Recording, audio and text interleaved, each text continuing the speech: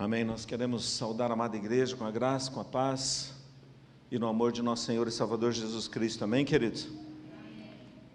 É sempre maravilhoso estarmos na casa do Senhor como corpo de Cristo e ter o privilégio de participar de momentos tão gostosos, tão maravilhosos como esses que nós participamos do louvor, da adoração, da mesa do Senhor e também poder ouvir a palavra do Senhor.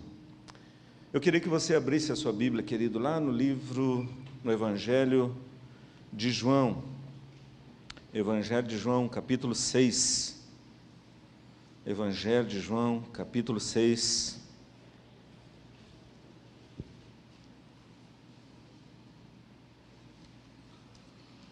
Na verdade, dá um pulinho lá no capítulo 10 primeiro. João, capítulo 10, versículo 9.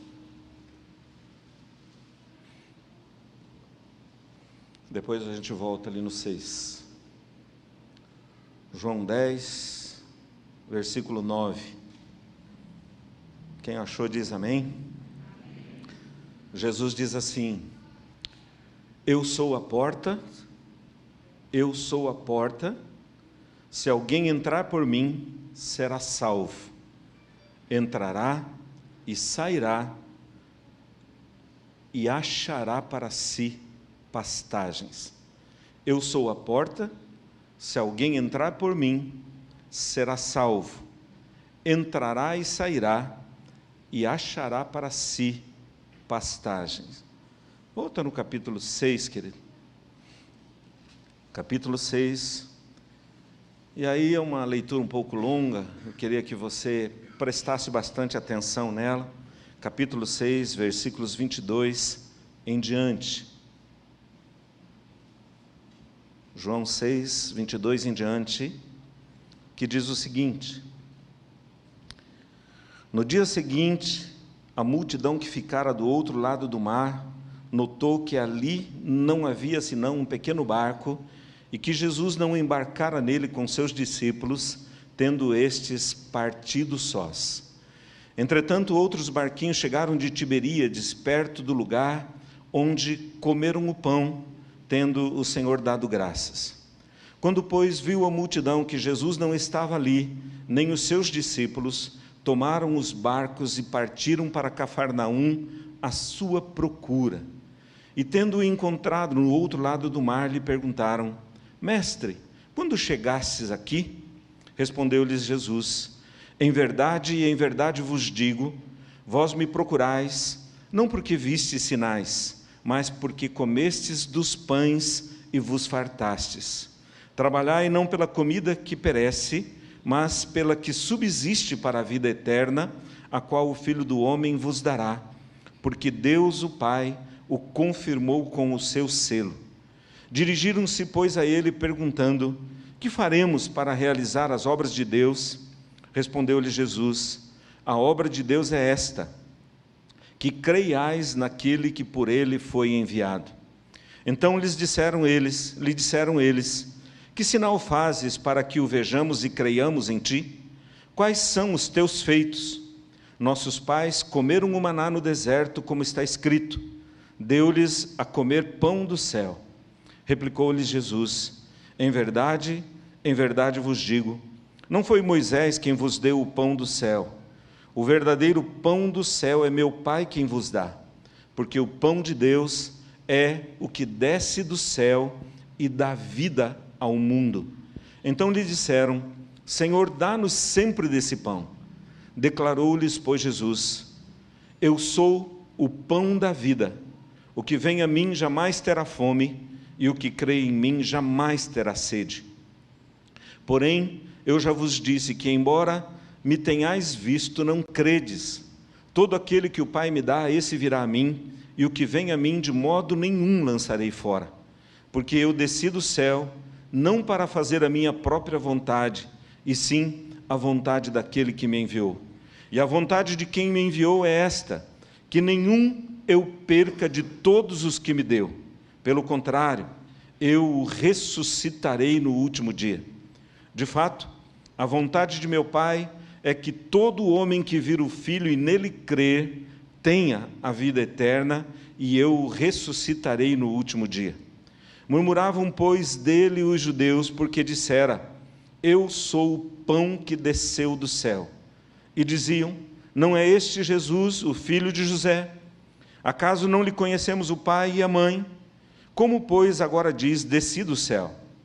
Respondeu-lhe Jesus: não murmureis entre vós. Ninguém pode vir a mim se o Pai que me enviou não o trouxer, e eu o ressuscitarei no último dia. Está escrito nos profetas: e serão todos ensinados por Deus. Portanto, todo aquele que da parte do Pai tem ouvido e aprendido, esse vem a mim. Não que alguém tenha visto o Pai, salvo aquele que vem de Deus, este o tem visto. Em verdade vos digo, quem crê em mim tem a vida eterna. Eu sou o pão da vida. Vossos pais comeram o maná no deserto e morreram. Este é o pão que desce do céu, para que todo que dele comer não pereça. Eu sou o pão vivo que desceu do céu. Se alguém dele comer, viverá eternamente, e o pão que eu darei pela vida do mundo é a minha carne. Disputavam, pois, os judeus entre si, dizendo: como pode este dar-nos a comer a sua própria carne? Respondeu-lhe Jesus: em verdade vos digo, se não comerdes a carne do Filho do Homem e não beberdes o seu sangue, não tendes vida em vós mesmos. Quem comer a minha carne e beber o meu sangue tem a vida eterna, e eu ressuscitarei no último dia. Pois a minha carne é verdadeira comida, e o meu sangue é verdadeira bebida. Quem comer a minha carne e beber o meu sangue, permanece em mim e eu nele. Assim como o Pai que vive me enviou, e igualmente eu vivo pelo Pai, também quem de mim se alimenta, por mim viverá. Este é o pão que desceu do céu, em nada semelhante àquele que os vossos pais comeram e contudo morreram. Quem comer este pão viverá eternamente. Estas coisas disse Jesus quando ensinava na sinagoga de Cafarnaum. Amém. Eu queria que você fechasse um pouquinho os teus olhos, querido. Que você abrisse o teu coração e clamasse que o Espírito Santo esteja abrindo o teu entendimento, para que verdadeiramente você possa continuar recebendo o alimento que vem do céu e possa viver de acordo com aquilo que o Senhor tem para a sua vida, tem para as nossas vidas, tem para as nossas famílias, em nome de Jesus. Pai, nós queremos mais uma vez derramar as nossas vidas diante do Senhor. Eu quero te pedir, meu Pai, que o Senhor venha com teu Espírito, ó Deus querido, sobre nós. Ó Deus, eu preciso, meus irmãos e irmãs precisam, ó Deus, sem a ação do teu Espírito Santo, Pai. Nós não temos autoridade para falar e nem conseguimos receber, ó Deus, aquilo que o Senhor tem, ó Deus querido, para as nossas vidas.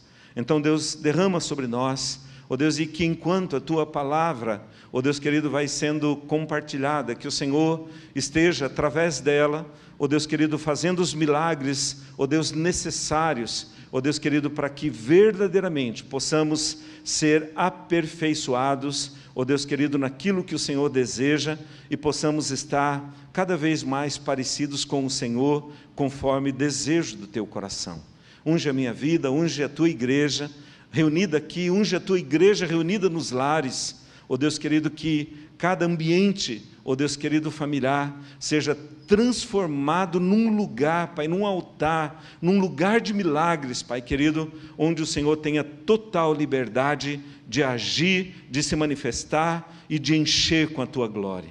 Pai, no poder do nome de Jesus, nós oramos e Te agradecemos em nome de Jesus. Amém.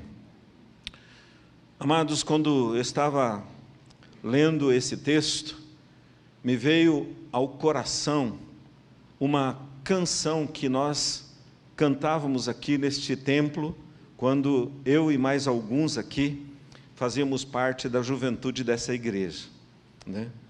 E a canção, que é dos Vencedores por Cristo, ela dizia assim: satisfação é ter a Cristo. Alguém lembrou dessa música? Levanta a mão. Esses são os jovens da minha época, né? Satisfação é ter a Cristo. Não há melhor prazer já visto. Sou de Jesus e agora eu sinto satisfação sem fim. Satisfação é nova vida. Eu com Jesus em alegria, sempre cantando a melodia, satisfação sem fim. Sim, paz real, sim, gozo na aflição, achei o segredo, é Cristo no coração. Satisfação é não ter medo, pois meu Jesus virá bem cedo. Logo em glória eu hei de vê-lo, satisfação sem fim. Satisfação sem fim. Eu queria compartilhar um pouquinho sobre isso.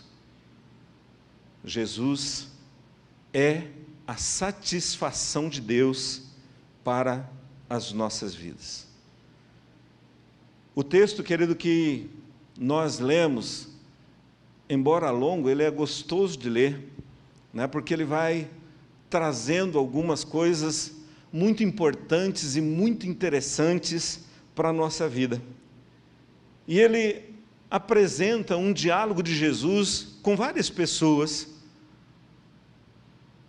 E Jesus faz uma afirmação bem breve, e essa afirmação de Jesus coloca em xeque, coloca em choque todo um sistema religioso, toda uma estrutura que estava presente no coração de muitas pessoas. Que afirmação é essa? Jesus vem e diz assim: eu sou o pão da vida. E essa afirmação de Jesus, querido, mexe com toda a estrutura religiosa. Ela mexe com toda a estrutura humana da época. E daí você começa a imaginar e olhar, você vai ver que Jesus, com poucas palavras, ele coloca em xeque tudo aquilo que nós construímos para poder caminhar. Essa palavra de Jesus, ela entra e ela causa uma confusão, se a gente poderia dizer assim, no coração daqueles que estavam ouvindo Jesus. E aí eles começam a tentar resgatar coisas do passado para tentar confrontar aquilo que Jesus estava dizendo. Será que tem alguma coisa semelhante a nós isso? Jesus sempre libera palavras, e as palavras de Jesus, elas sempre vêm e confrontam a nossa vida. Às vezes afrontam as nossas vidas, às vezes mexem com toda a nossa estrutura, tudo aquilo que nós estabelecemos, mas o propósito dele, querido, é exatamente romper com as estruturas que podem nos afastar dele e abrir espaço para que o nosso coração se aproxime daquilo que ele tem como propósito de vida para as nossas vidas. É um diálogo muito interessante. E quando você percebe, Jesus está falando de algo superior e as pessoas que estão conversando com ele estão pensando nas necessidades diárias. Estão pensando no pão de verdade, no pão que a gente come ali com o cafezinho, pensando no alimento cotidiano, e Jesus está tentando tirar o coração das pessoas e colocar o coração naquilo que verdadeiramente transforma, sustenta e abençoa as nossas vidas. Nós olhamos para esse texto e nós encontramos duas visões de pão do céu. Duas visões de pão do céu. Uma humana e uma divina. Uma humana e uma divina. E a visão humana, querido, que é muito semelhante àquilo que move o nosso coração, né? Ela está baseada, firmada, naquilo que nós achamos que é importante para a nossa caminhada. E a gente corre atrás disso. A gente desgasta a nossa vida atrás daquilo que nós achamos que é relevante, daquilo que nós achamos que é importante. Nós queremos ter o pão em abundância em nossa mesa, nós queremos ter as coisas que o mundo oferece de forma abundante. Se a gente tem uma casa, a gente quer ter 2, se a gente tem um carro, a gente quer ter 3, se a gente quer ter coisas, a gente precisa correr atrás daquilo que nós consideramos importante. Eu não estou dizendo nada contra essas coisas, só tentando mostrar aquilo que Jesus está trabalhando com o coração dos discípulos. Só que essas coisas, queridos, que Jesus está confrontando aqui, Jesus está revelando que às vezes nós gastamos a nossa vida nessas coisas e elas não preenchem, elas não satisfazem. A gente ganha, a gente conquista, mas o coração não preenche, não se enche daquilo que verdadeiramente satisfaz as nossas vidas. Os judeus, confrontados pela palavra de Jesus, tentam mostrar para Jesus a história. E é interessante que Paulo fala que tudo aquilo que foi escrito para testemunho das nossas vidas. E eles voltam lá atrás e eles começam a lembrar de como, quando o povo saiu do Egito, e Deus manifestou de forma milagrosa, trazendo para eles o maná, trazendo para eles a provisão, trazendo para eles a segurança, trazendo para eles uma infinidade de coisas. Mas eles receberam essa infinidade de coisas, mas o coração deles continuou doente durante toda a caminhada. Eles viveram no meio de milagres. A jornada deles, desde a saída do Egito, até a chegada da nova Canaã, da Canaã, que era a terra prometida por Deus para eles, eles provaram milagres, eles viveram no meio de milagres, eles receberam milagres o tempo inteiro. O maná era uma provisão milagrosa, a nuvem que parecia dando direção para eles era um milagre, a coluna de fogo que aparecia era a direção de Deus, era um milagre. Eles provavam, viveram no meio de milagres, mas o coração deles não melhorou. Andaram 40 anos no meio de milagres, vivendo milagres, provando milagres, mas não conseguiram entrar na terra prometida, porque o coração não melhorou. E se a gente parar para examinar isso, querido, quantos milagres estão presentes no nosso meio? Quantos milagres nós presenciamos diariamente? Mas às vezes o nosso coração está como o deles. Apesar da infinidade de milagres, a gente continua fazendo o que o povo fazia, murmurando, reclamando, né, de todas as coisas que os nossos olhos enxergam. Nós estamos no meio de uma luta, o pastor Silvio acabou de falar aqui que a gente não sabe ainda o que vai acontecer. A gente tem expectativa de melhora, mas não sabemos se vai melhorar. E a tendência do nosso coração é reclamar. Quando o desejo do coração de Deus era que nós estivéssemos na sua presença, buscando a sua face, derramando o coração diante dele. Quem crê que Jesus é mais poderoso do que todas as lutas que estão presentes na face da terra? Você crê de verdade, querido? Se nós cremos, querido, qual o lugar onde nós deveríamos estar? Onde nós deveríamos estar lutando?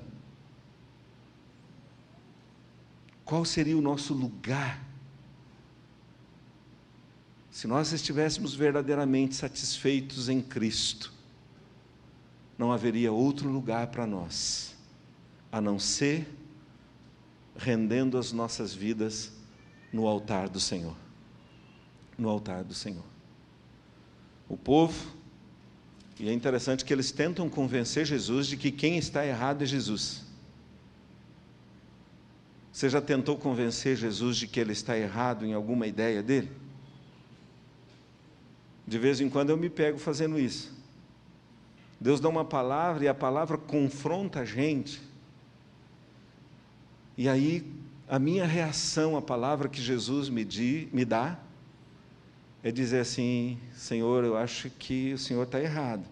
Como eu não tenho coragem de fazer isso, eu tento argumentar de outra forma, de outra maneira, como os judeus, como as pessoas que estão dialogando com Jesus aqui.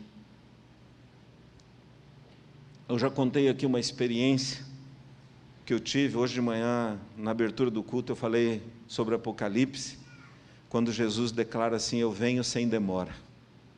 Eu venho sem demora. E quando eu estava em Curitiba, eu tive uma experiência com Deus, é só um lembrete, né, porque muita gente já ouviu isso. Eu estava no templo orando, eu sempre gosto de estar no templo orando, e eu estava prostrado no altar, e de repente Deus me visitou naquele altar, e Deus me fez uma pergunta. E Deus falou assim: filho, se eu voltasse hoje, você tem alguma coisa para acertar comigo? Eu falei assim: Deus, não faz pergunta difícil, né? O Senhor conhece meu coração. E Deus falou assim: você tem alguma coisa para acertar comigo? E aquilo penetrou no meu coração, e eu tentei argumentar com Deus de todo jeito. Até que eu falei assim: Deus, eu creio que eu tenho. E Deus falou assim, mas deu sequência naquela pergunta e falou: isso que você tem que acertar comigo poderia interferir, se eu viesse, poderia interferir na sua partida comigo? Eu falei assim: Deus, o Senhor está complicando a minha vida, né? O Senhor já me fez uma pergunta difícil, agora complicou mais ainda. E Deus me perguntou: poderia interferir? Porque Deus sabe, querido, que Ele está falando com a gente. E eu falei assim, depois de muita relutância, eu falei assim: Deus, eu creio que poderia interferir. E aí Deus me perguntou assim: e o que te impede de acertar? Está dentro ou está fora? O que te impede de acertar? Está dentro de você ou está fora de você? Eu falei assim: Deus, hoje o Senhor tirou para me pegar o pé. E eu falei assim: Deus, está dentro de mim. Está dentro de mim. E aí Deus diz assim: faz essa pergunta para a minha igreja. Só que daí Deus deu uma aliviada. E Deus falou assim: pergunta para a minha igreja, se eu voltasse daqui a 3 dias, se a minha igreja teria algo para acertar comigo. Se você soubesse que Jesus ia voltar, querido, daqui a 3 dias, você tem alguma coisa para acertar com Jesus? Tem alguma coisa para acertar? Quem tem algo para acertar com Jesus aí? Levanta a mão se tiver coragem, né? Agora, querido, presta bastante atenção nisso, porque às vezes a gente vai levando coisas no mesmo sistema que Jesus está tentando destruir ali. A gente vai lidando com a vida com uma visão humana daquilo que é divino, daquilo que é de Deus, daquilo que é a direção de Deus para as nossas vidas. E a segunda pergunta: se você não acerta, isso poderia interferir na sua ida para o Senhor? De repente Jesus volta para buscar a sua igreja, e de repente aquilo que você poderia ter acertado, não acertou, pode interferir na sua jornada? E a pergunta é: o que te impede de acertar?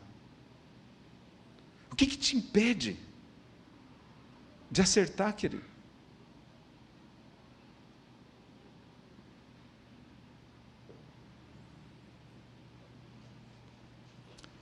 As pessoas estavam ao redor de Jesus. E Jesus libera uma pequena palavra que desmorona toda uma estrutura. Por que Jesus queria destruir? Não, Jesus queria a restauração completa daquele povo. Jesus quer e continuará desejando a restauração completa. Com que padrão, querido, a gente tem vivido? A gente vê a família sendo arrebentada por todo tipo de açoites das trevas. E às vezes a gente esquece que não é a esposa, que não é o esposo que vai preencher a nossa vida. A gente esquece que não são os filhos que vão preencher as nossas vidas. A gente esquece que não são os pais, é o Senhor Jesus. É o Senhor Jesus que preenche. É o Senhor Jesus que traz vida e traz vida em abundância. Filipenses 3, 15 a 21, o apóstolo Paulo está confrontando sobre uma parte do corpo cujo propósito, cuja preocupação principal eram com as coisas terrenas. Ele diz assim, e eles só pensam nas coisas da terra.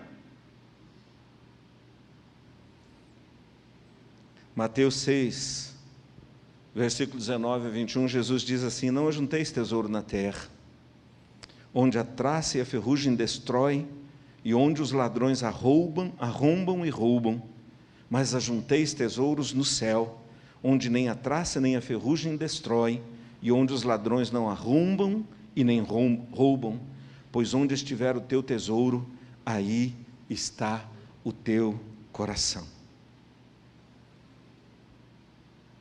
Jesus disse para aqueles irmãos lá de trás, eles comeram o pão do céu, o pão, o maná, mas o versículo 49 diz assim, que comeram, mas morreram. Experimentaram o milagre de Deus e morreram. Viveram no meio de milagres e pereceram.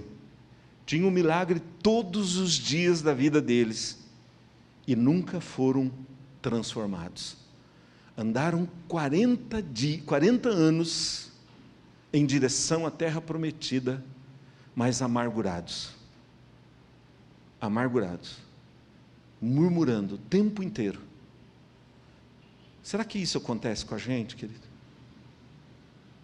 A gente está diante do Deus da vida, a gente está diante daquele que nos amou de maneira tão divina, a ponto de dar o seu Filho. Nós estamos diante daquele que tem todo o poder e nos deu autoridade para pisar serpentes e escorpiões. Nós estamos diante daquele que nos batiza não só com água, mas com o Espírito Santo e com fogo. Nós estamos diante daquele que tem todo o poder de fazer nova todas as coisas e que tem a capacidade de chamar à existência até o que não existe. Nós estamos diante daquele que tem uma palavra que deu vida no início de todas as coisas. Nós estamos diante de alguém, daquele que tem todo o poder e autoridade para fazer com que a gente caminhe em segurança e possamos chegar aonde Deus quer que a gente chegue. Mas às vezes nós olhamos as coisas como aqueles que estavam rodeando Jesus naquele tempo e deixamos de desfrutar daquilo que o Senhor tem, daquilo que o Senhor deseja. A segunda visão, querida, é a visão divina do pão do céu. O versículo 33, Jesus diz assim, o pão do céu, o pão que desceu do céu, o pão de Deus é aquele que desce do céu e dá vida ao mundo. Desce do céu e dá vida ao mundo. Quando Deus olhou para a humanidade, querido, Deus viu a humanidade completamente perdida, vazia, e até mesmo sem a capacidade de discernir suas reais necessidades. Lá no livro de Êxodo, capítulo 3, quando Deus está chamando Moisés, Deus vai até Moisés para convencer Moisés de que Deus estava naquele negócio. Deus declara para ele o seguinte, Deus fala assim, Moisés, eu tenho visto a aflição do povo. Eu tenho visto a aflição do povo. Eu tenho ouvido a queixa do povo, o gemido que sai do coração dele. Eu tenho conhecido as dores do povo. Por isso, eu desci para livrá-los. Eu tenho visto, eu tenho ouvido, eu tenho conhecido, por isso eu desci para livrá-los. O pão que desceu do céu foi enviado por alguém que conhece não somente as nossas dores, mas as dores de toda a humanidade, de todo o povo. Não há uma vida sequer que não esteja na mira de Deus. E que não haja um propósito de Deus de trazer restauração. O pão que desceu do céu foi enviado por alguém que percebeu que as maiores necessidades que eu e você temos, a necessidade que verdadeiramente precisa ser curada, não é simplesmente o suprimento de um pão, embora seja muito importante, mas é exatamente a presença restauradora do Senhor nas nossas vidas. Querido, quando a gente está bem, a gente trabalha melhor? Trabalha ou não? Quando a gente está cheio de Jesus, é difícil trabalhar? Não é. O negócio anda, flui, né? O negócio responde, as coisas acontecem de uma forma milagrosa. Agora, quando você está amargo, cheio de angústia, de rancor no coração, o trabalho se torna um peso. É verdade ou não? Jesus quer satisfazer, preencher a minha vida, porque o meu trabalho, o seu trabalho é importante não só para você, é importante para Deus. Porque através do meu e do seu trabalho, Deus pode manifestar a glória dele de uma forma profunda. Deus, o pão que desceu do céu, quer dar vida para você, quer dar vida para a sua família, quer dar vida no seu ambiente de trabalho. O pão que desceu do céu, querido, ele restaura propósitos, ele restaura intenções, ele restaura motivações. Quando Jesus se apresenta dizendo assim: eu sou o caminho, a verdade e a vida, Jesus está percebendo, vendo, enxergando coisas que as pessoas ao seu redor não conseguiam enxergar. E Ele está oferecendo a possibilidade daquelas vidas se voltarem para Ele e receberem dEle a vida, e a vida segundo o coração de Deus. É interessante que no versículo 27, Jesus não manda ninguém parar de trabalhar. Ele manda acertar a prioridade. Ele diz assim: trabalhai, não pela comida que perece, mas pela comida que subsiste para a vida eterna, a qual o Filho do Homem vos dará, porque Deus o Pai o confirmou com o seu selo.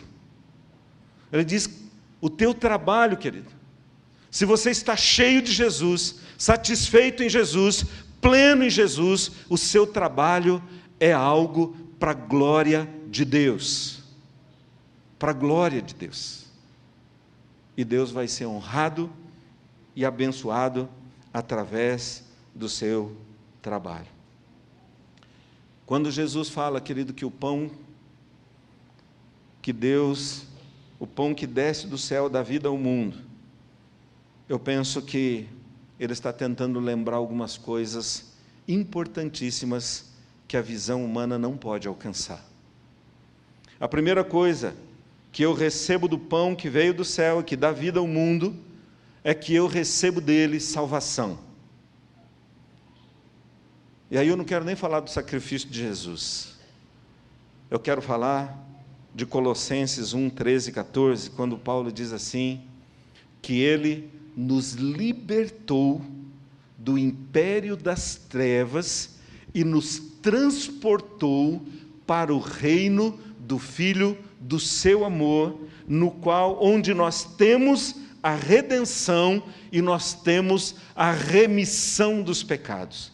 Ele nos tirou de uma visão humana onde o inimigo operava de uma forma altamente destruidora e colocou a minha vida e a sua vida no reino do Filho do seu amor, onde nós recebemos da parte dele a redenção e a vitória sobre aquilo que antes nos escravizava. Nós temos a redenção e a remissão daquilo que um dia nos subjugou nas mãos de Satanás. Deus fez esse milagre.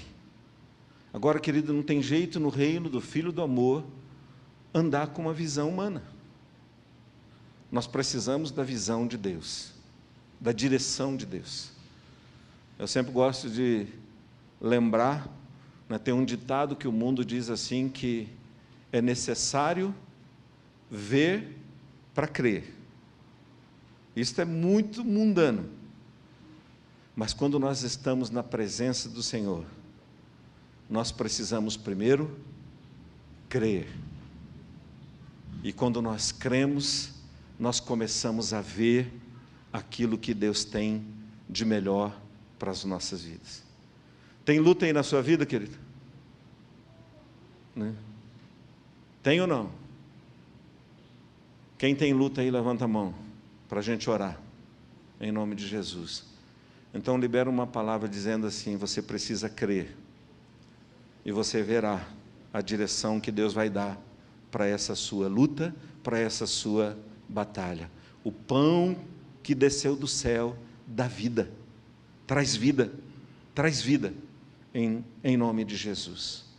Quando nós caminhamos na direção do pão que desceu do céu, querido, nós, na verdade, caminhamos em verdadeira segurança. Eu estava conversando com um irmão hoje de manhã, e eu estava dizendo para ele que a gente lida com algumas situações que fogem ao nosso controle. E no meio dessa pandemia, onde a gente evita contatos, eu estava lidando com uma perda, um luto. E a pessoa veio e me abraçou, a gente chorou junto, abraçamos junto. É o Senhor quem guarda, é o Senhor quem cuida. Por mais cuidado que a gente possa ter, a gente está vulnerável, a gente é sensível. Mas quando o Senhor põe a mão de poder e graça sobre nós, a gente caminha debaixo de uma verdadeira segurança. De uma verdadeira segurança. Provérbios 18:10 diz assim: torre forte é o Senhor, e ela acolhe aqueles que correm para ela. Torre forte é o Senhor. Quando nós caminhamos na visão do pão que desceu do céu e dá vida ao mundo, nós caminhamos em direção à torre forte. Quando nós deixamos o pão do céu, a visão de Deus encher o nosso coração, querido, nós caminhamos certos da vitória. Diga assim, caminhando no pão do céu, pão que desceu do céu, eu caminho em direção à certeza da vitória. Vitória sobre a morte. É interessante, nos versos 40, 47, 51, Jesus declara isso o tempo inteiro. Ele repete várias vezes que aquele que vem para Ele caminhará em direção à eternidade.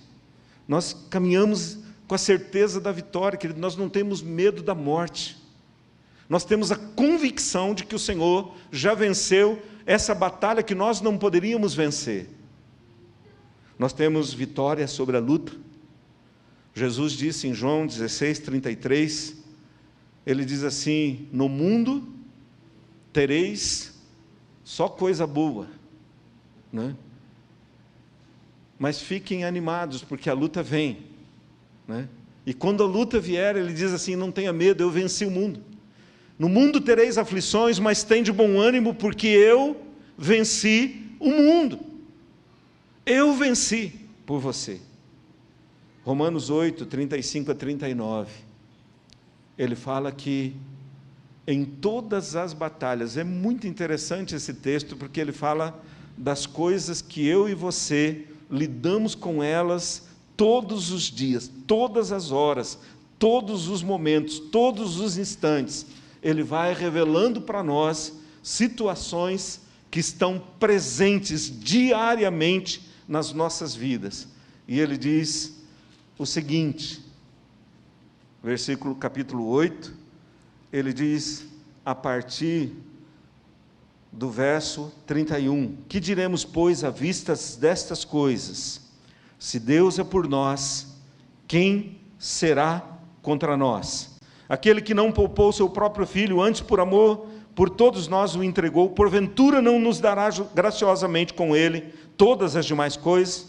Quem intentará acusação contra os eleitos de Deus? É Deus quem os justifica. Quem os condenará?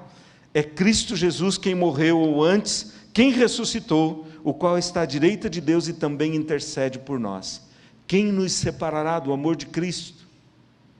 Será tribulação, ou angústia, ou perseguição, ou fome, ou nudez, ou perigo, ou espada?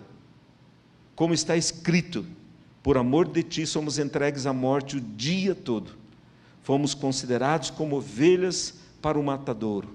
Em todas essas coisas, porém, somos mais do que vencedores por meio daquele que nos amou. Nós temos vitória, querido, nas nossas lutas. Pode ser que não seja do jeito que a gente imagina, mas nós temos vitória sobre ela. Filipenses 4,15, o apóstolo Paulo diz: eu posso todas as coisas em Cristo Jesus. Ele diz: eu sei estar contente na escassez. Quem já passou escassez aqui alguma vez? Ele diz: eu sei estar contente na escassez, e eu sei estar contente na abundância. Em todas essas coisas, o Senhor me supre, o Senhor me abençoa, o Senhor me socorre, o Senhor me agracia com vida. Nós temos vitória sobre as trevas. 1 João 3,8, o Filho se manifestou para destruir as obras do diabo. Essa semana eu estava conversando com um jovem, e ele dizia assim: pastor, ora por mim, porque eu caí, porque fizeram um trabalho de macumba para mim. E eu disse assim: senta aqui, vamos conversar direito.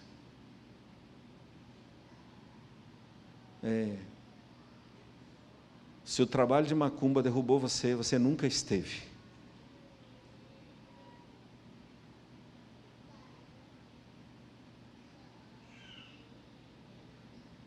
E eu disse assim: vamos pensar direito. Vamos pedir ajuda para o Espírito Santo aqui. Onde é que você negociou? Porque a palavra diz que se eu estou em Cristo, o maligno não pode me tocar. Mas se eu negociei algum princípio dele, eu dei brecha para ele agir. Então a libertação começa com arrependimento. A libertação começa quando eu me coloco diante de Deus, dizendo: Deus, eu pequei nisso, eu pequei naquilo, eu pequei naquilo outro.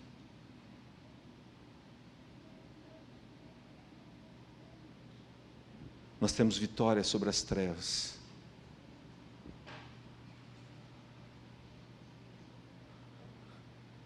Você entende isso, querido? Se você está em Cristo, a sua casa está protegida, está guardada.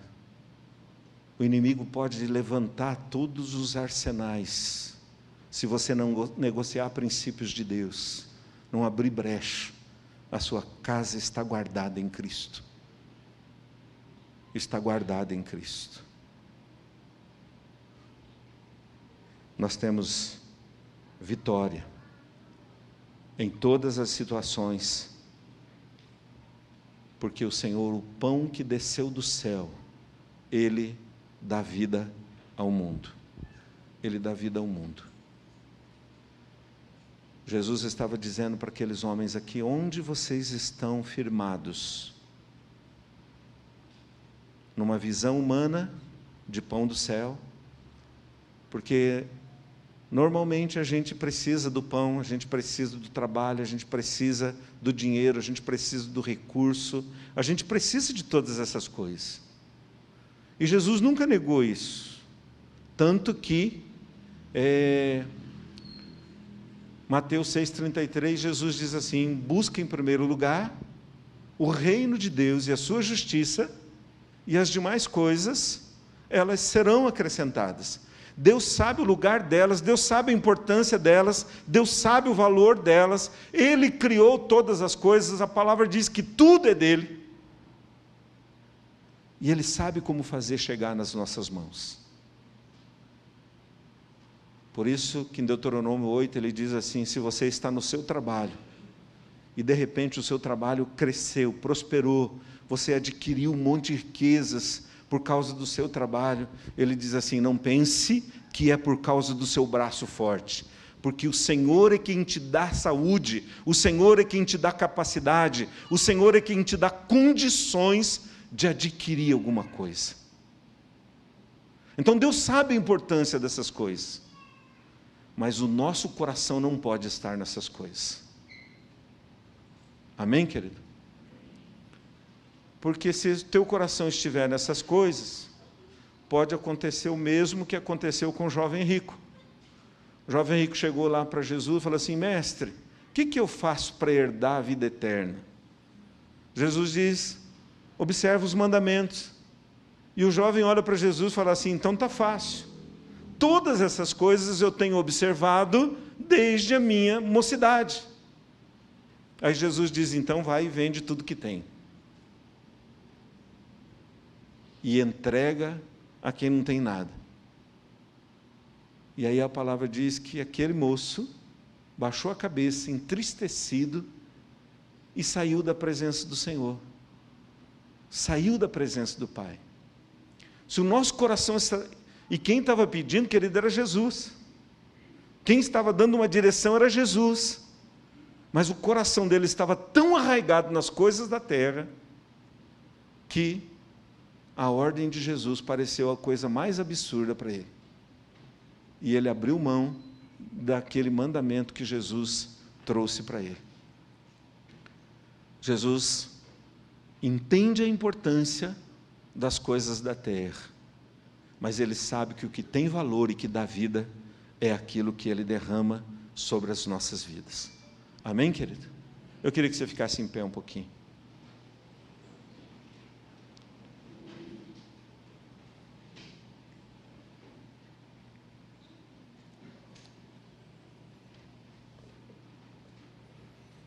Uma palavrinha de Jesus: eu sou o pão da vida.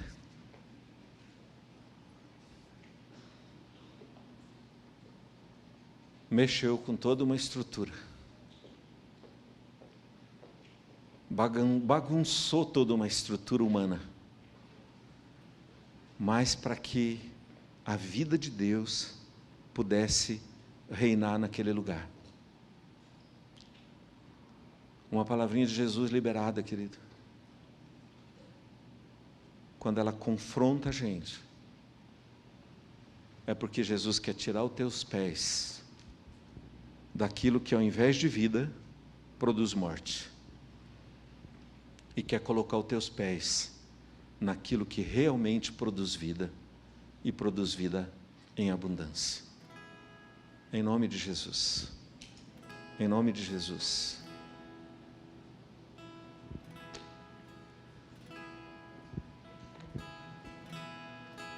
Jesus coloca tantas coisas à disposição da sua igreja, do seu povo. Tudo é do Senhor, tudo é do Senhor. Salmo 24 diz assim: do Senhor é a terra e toda a sua plenitude.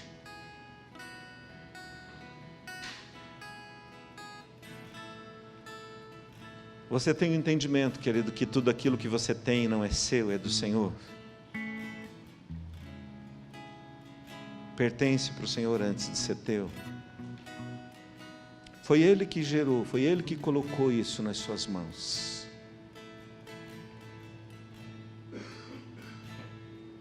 Deixa o Espírito de Deus encher tua vida.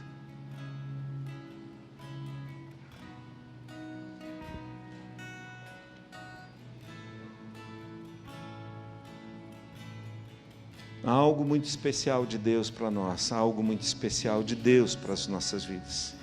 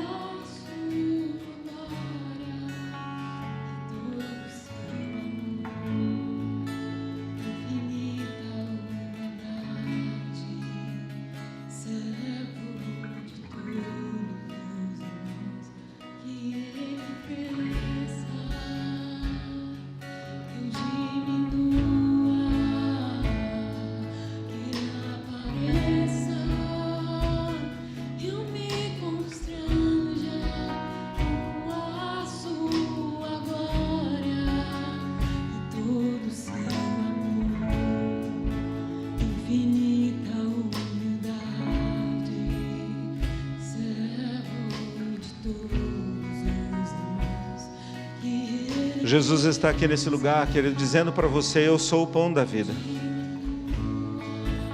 Eu sou o pão da vida. Eu sou o pão da vida.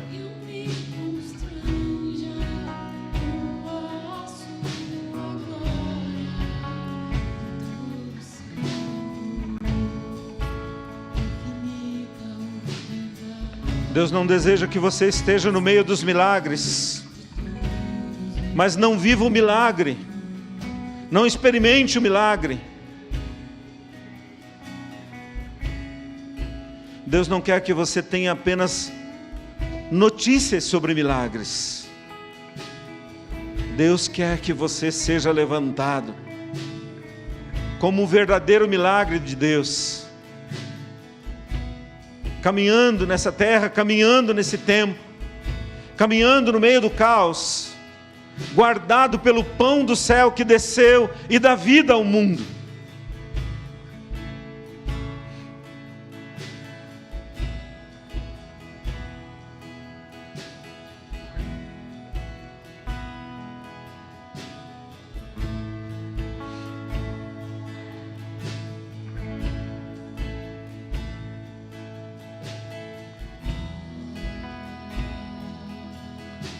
Quantas coisas pequenas, querido, a gente deixa entrar no coração, que nos afastam, nos distanciam daquilo que Deus tem, daquilo que Deus quer, daquilo que Deus deseja.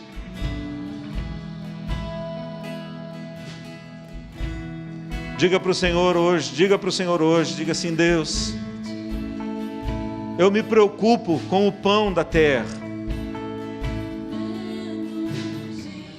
mas eu preciso do pão da vida. Por isso eu quero consagrar o meu trabalho, eu quero consagrar as minhas coisas, eu quero entregar nas tuas mãos, Pai, porque tudo que está nas minhas mãos não é meu, é teu, e eu quero, Deus querido, consagrar ao Senhor, Pai, para que essas coisas não prendam o meu coração, mas que o meu coração esteja, ó Deus, totalmente tomado pelo Senhor, cheio da tua presença.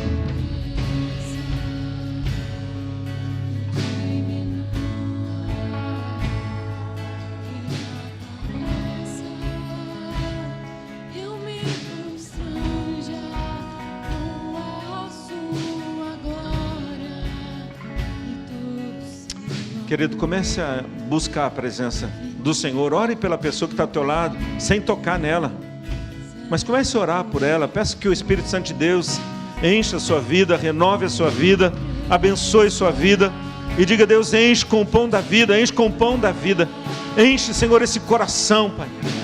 Ó Deus querido, no poder do nome de Jesus, manifeste a tua glória e teu poder, Pai, tua presença. O Senhor conhece a dor, Pai, dela, a luta dela, a tribulação que ela possa estar vivendo. Ó Deus, as perguntas, os questionamentos, Pai querido, que estão presentes. Ó Deus querido, toma nas tuas mãos, Pai. Comece a orar, querido. Você foi chamado para abençoar, querido. Nós fomos chamados para sermos bênção um na vida do outro. Nós fomos chamados para abençoar a nossa cidade, a nossa nação, em nome de Jesus. Pai, nós abrimos o nosso coração diante do Senhor. Ó Deus querido, nós clamamos, Pai querido, vem sobre nós. Ó Deus querido, que a mesma perguntinha, Pai querido, que a mesma palavra, Pai querido, que causou todo aquele alvoroço, Pai, na vida, ó Deus, de muitas pessoas que estavam ali no seu tempo, que ela produza o mesmo impacto, Pai, em nossas vidas, desmoronando, Pai, fazendo desmoronar, Pai, ó Deus, as nossas estruturas, Pai, ó Deus querido, para que permaneça o verdadeiro alicerce, Pai, no poder do nome de Jesus, Pai. Ó Deus, toma cada coração, Pai, cada vida, ó Deus, que está aqui nesse lugar. Ó Deus querido, cada família, ó Deus, que está ligada conosco, Pai, vai ao encontro, Deus, e faz um milagre, ó Deus querido, ó Deus, não apenas de provisão, mas de transformação, Pai, ó Deus querido, completa na vida, para que nós possamos, ó Deus querido, cumprir a nossa jornada, ó Deus querido, em direção à Nova Jerusalém, ó Deus querido, com o nosso coração cheio do Senhor, cheio da tua presença, cheio do teu poder, Pai, cheio da tua sabedoria, cheio da tua unção, Pai, ó Deus, no nome de Jesus, onde nós possamos, Pai, ó Deus querido, manifestar, ó Deus, na vida, ó Deus, uns dos outros e daqueles que não conhecem, ó Deus querido, aquilo que verdadeiramente o Senhor é para as nossas vidas. Restaura, Pai, restabelece, ó Deus querido, a vida daquele que está caído, restabelece, Pai, a vida daquele, ó Deus, que está desanimado, restabelece, Pai querido, a vida daquele que está abatido, ó Deus, pela falta do pão cotidiano, Pai, no poder do nome de Jesus, nós oramos e te pedimos, Pai, vem com teu Espírito e enche as nossas vidas, produza cura, ó Deus, e estabelece uma visão de fé e de confiança, no nome de Jesus, Pai. Ó Deus, há muitos corações aqui, Deus, carregando dores,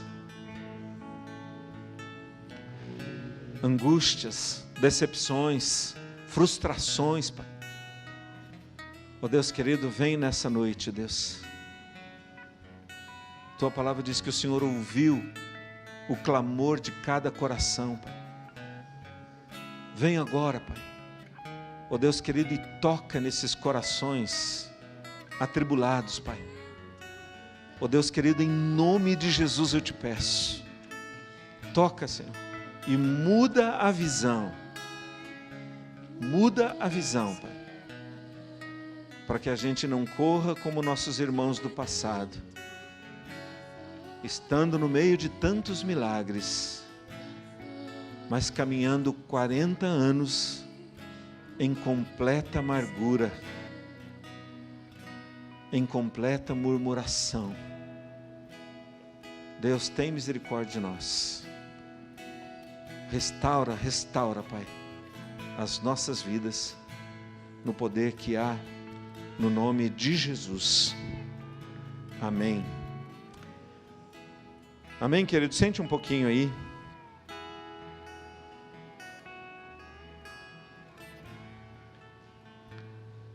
Deixa o Espírito de Deus encher a tua vida, ministrar a tua vida. Os confrontos que Jesus faz, eles dão sentido para a nossa vida. Eles dão completo sentido para as nossas vidas. Eu sempre digo assim que nas famílias é Jesus, no trabalho é Jesus, na igreja é Jesus, nos relacionamentos é Jesus. Em todas as coisas é o pão da vida que desceu e dá vida a todas as coisas.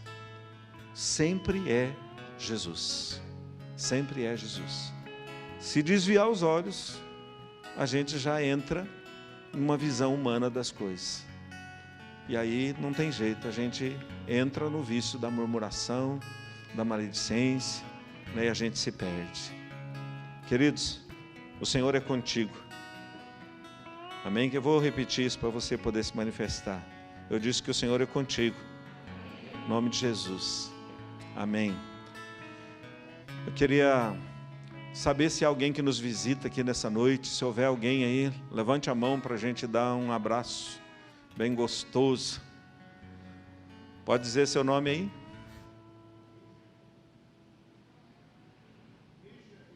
Richard. Deus te abençoe. Há mais alguém? Ali.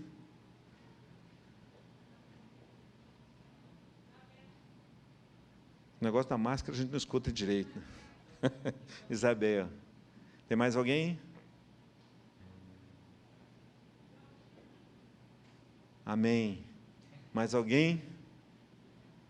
Ah, tem mais ali. A família toda ali. Deus abençoe, queridos. Em nome de Jesus, uma alegria ter vocês aqui conosco. Que Deus possa fazer resplandecer o rosto dele sobre a vida de vocês. Em nome de Jesus.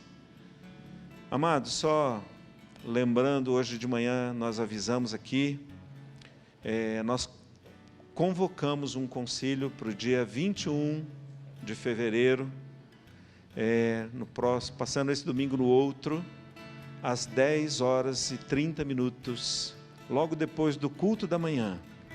Um momento bem precioso, a convocação está lá no hall de entrada, né? Nós tivemos uma reunião de concílio o ano passado, ou no finalzinho do ano retrasado, onde foi discutido aqui sobre a possibilidade de uma permuta desse imóvel, né? E o concílio aprovou, e agora nós vamos só apresentar uma proposta ali de local, né? Então a pauta é a alteração do imóvel que já havia sido aprovado pelo concílio. Então dia 21 de fevereiro, às 10h30. Você vem às 9h30, participa do culto e depois temos um momento bem gostoso aí de concílio. Amém, querido? Em nome de Jesus. Vamos ficar em pé?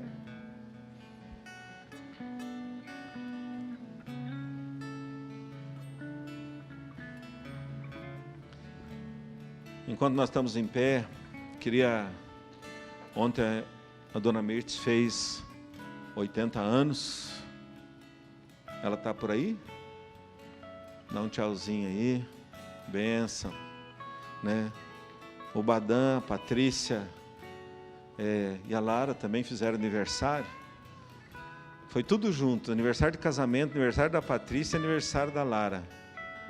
Que bênção, festa em família, né? Não sei se tem mais alguém fazendo aniversário aí.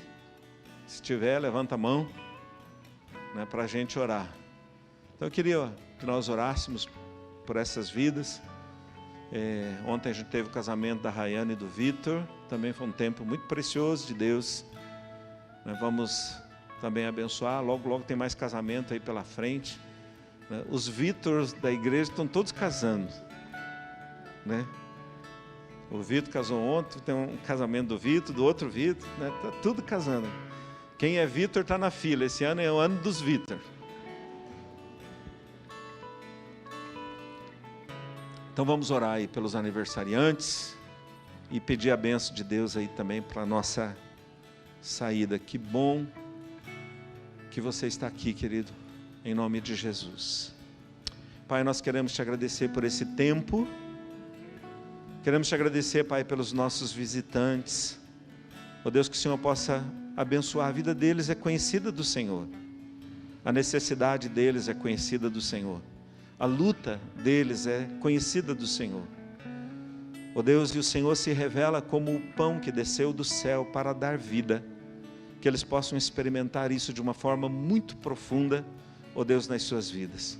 Quero te agradecer, Pai, pelos aniversariantes, ó Deus querido também. Que o Senhor derrame graça sobre as suas vidas, ó Deus, e abençoe, ó Deus querido, também a vida do Vitor, da Rayane, que casaram, ó Deus, para construir uma família segundo o teu coração. Ó Deus, e agora, ao sairmos desse lugar, ó Deus querido, como corpo de Cristo, como igreja do Senhor, ó Deus querido, embora tenhamos as necessidades diárias, que nós saibamos, Pai, que quando nós estamos cheios do pão da vida, que dá vida, ó Deus querido, nós podemos vencer todas as batalhas, ó Deus, que estão diante de nós. E é nessa fé, Pai, ó Deus, que nós enviamos a Tua igreja e abençoamos a Tua igreja. Ó Deus, que a bênção do Pai, Filho e Espírito Santo, ó Deus querido, se manifeste de uma forma poderosa, sendo a saída, a entrada, a retaguarda, ó Deus, para que no dia de amanhã, Pai, satisfeitos no Senhor, eles possam lidar, Pai, com todas as batalhas da segunda, da semana, ó Deus querido, na plenitude da Tua presença. Deus, que a bênção do Senhor, ó Deus, traga total satisfação, ó Deus, para as nossas vidas, para a vida de todas as famílias que estão ligadas conosco, que o Senhor vá ao encontro, Pai, e produza abundância de vida, em nome de Jesus, amém. Você pode aplaudir o Senhor, querido, em nome de Jesus. Que Deus abençoe e te guarde. Sábado, jovens e adolescentes têm rede. Então, um momento bem precioso aí dos jovens, nas nossas atividades no meio da semana, terça, quarta-feira, a nossa oração. Vem orar com a gente, querido. No sábado a rede, domingo, de manhã e de noite, momento especial aí. Que Deus te abençoe, te guarde. Dá um abraço virtual. Em nome de Jesus. Se é da sua casa, pode abraçar à vontade, né? Se não, dá aquele abraço virtual, né? E abençoe, em nome de Jesus. Em nome de Jesus.